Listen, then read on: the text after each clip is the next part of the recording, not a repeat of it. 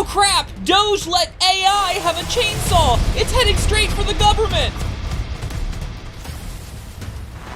That's right. Court documents show that DOGE gave ChatGPT the task of reviewing thousands of grant descriptions. The mission was to look for keywords like BIPOC, LGBTQ, or tribal. The AI would then throw all the DEI grants into a pile. And here's the kicker, some of these grants were terminated without any human review.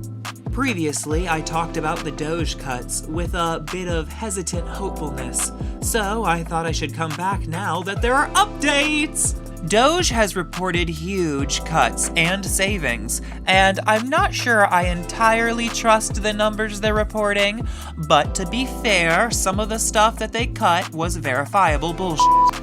Other long-standing, non-partisan government agencies looked at what DOGE found and confirmed, hey, some of the funds were being abused. Before we go any further, I should clarify my perspective. My belief is that the government wastes a lot of money. In the realm of social good and charity work, I lean towards private and personal acts of charity. I'll always argue that private, localized charities are superior because they are nimble, they are human, and they actually work. A sidebar, if the government takes less of my money, I can finally give back to the community and open up that femboy Hooters! I'm also critical of the DEI stuff, well, depending on how you define DEI, but that's another whole video.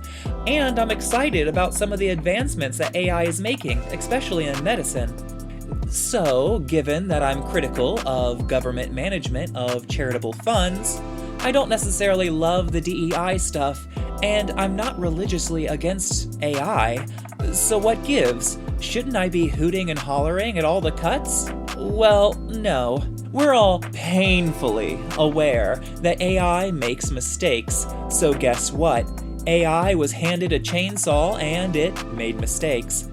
The High Point Museum applied for a grant to replace a failing HVAC system, pure infrastructure. But thanks to an AI hallucination, that was DEI, apparently. Listen, a person taking a chainsaw to government spending? That sounds great to me. I think the elites are always enriching themselves first with those overhead costs, prior to the funds reaching those they were intended for. But here's the line. I want a person to be holding the chainsaw, not an algorithm. A person took the time to set up these grants. It's only fair that a person takes the time to dismantle them correctly. Also, let's not set a precedent where AI has the final say.